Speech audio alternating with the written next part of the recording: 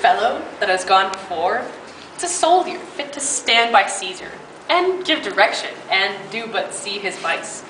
'Tis to his virtue a just equinox, the one as long as the other. 'Tis pity of him. I fear the trust Othello puts in him, in some odd time of his infirmity, will shake this island. But is he often thus? 'Tis evermore the prologue to his sleep.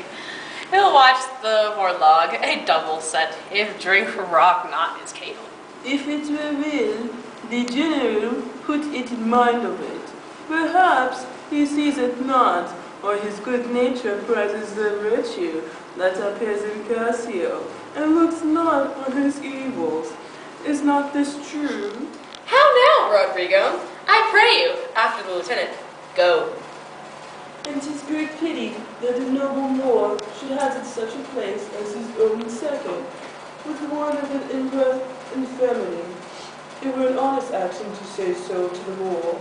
Not I, for this fair island I do love Cassio. Well, and would much to assure him out of his evil. Help! Help! Hark! What noise? Zounds! You rogue! You rascal! What's the matter, Lieutenant? A knave teach me my duty? I'll beat the knave into a twig and bottle. Beat me? Dost thou pray, rogue? Nay, good Lieutenant, I pray you, sir, hold your hand. Let me go, sir, or I'll knock you over the mazard. Come, come, you're drunk.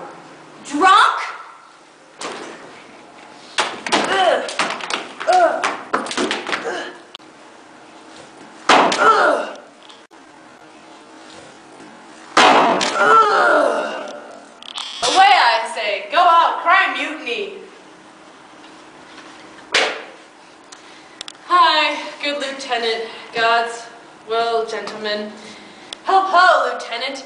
Sir, Montano! Sir, help masters! Here's a goodly watch indeed. Who's that which rings the bell? Diablo, ho! The town will rise, God's will. Lieutenant, hold! You will be shamed forever. What's the matter here? I bleed still. I'm hurt to death. Who dies?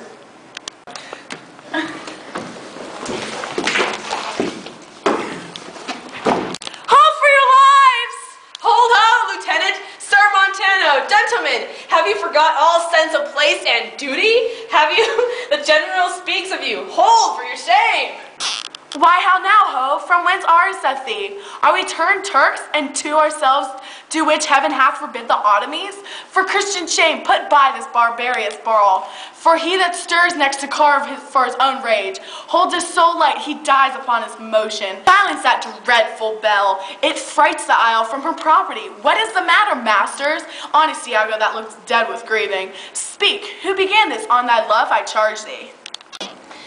I do not know, friends all but now, even now, in quarter and in terms, like bride and groom, arresting them for bed, and but now, as if some planet had unwitted men, sounds out and tilting one on other's breast, in good opposition bloody, I cannot speak, any beginning to this peevish odds, and would in action glorious I had lost, those legs that brought me to a part of it. How comes it, Michael? Are you thus forgot? I pray you pardon me, I cannot.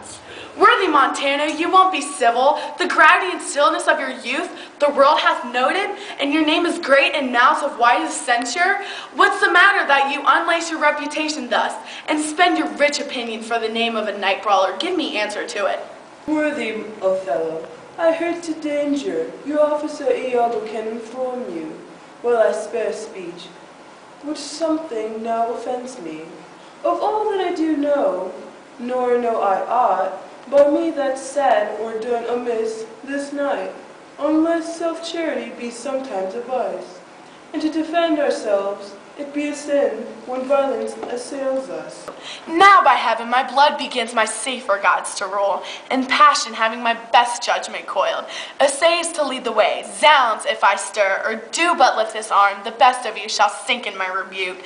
Give me to know how this foul rout began, and who set it on, and that he is approved in this offense. Though he had twain me, both at birth shall lose me. What in a town of war, yet wild, the people's hearts brimful of fear, to manage private and domestic quarrel, in night and on the court and guard of safety. 'Tis monstrous Iago who began it. Touch me not so near.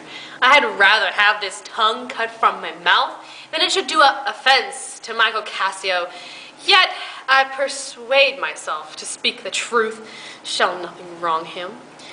Thus it is General Montano and myself being in speech. There comes a fellow crying out for help, and Cassio following him with his determined sword to execute upon him. Sir, this gentleman steps into Cassio and entreats his pause. Myself the crying fellow did pursue, lest by his clamor as it so fell out, the town might fall in fright. His swift of foot outran my purpose, and I returned the rather for that I heard the clink and fall of swords. And Cassio high an oath, which till tonight I ne'er might say before when I came back, for this was brief. I found them close together at blow and thrust, even as again they were, when you yourself did part them. More of this matter can I report, but men are men. The best sometimes forget, though Cassio did some little wrong to him. As men in rage strike those that wish them best, yet surely Cassio, I believe, received from him that fled some strange indignity, which patient could not pass. I know, Iago, thy honesty and love doth mince this matter, making it light to Cassio. Cassio, I love thee, but never more be officer of mine.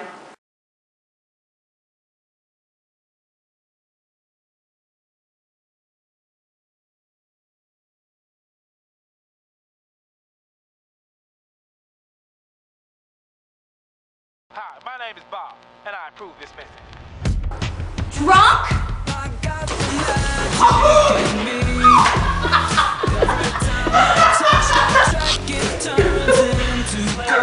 Zounds, drunk, I'm not God. Essays to lead the way. Zounds, if I stir or do but lift this arm, the best of you shall sink in my rebuke. Give me... oh, crap. The crying fellow did pursue, lest by his clamor as it so sorry. Do you mind? Because if once I load it on my computer, I'm done. I can give you the card back. Blow your mind.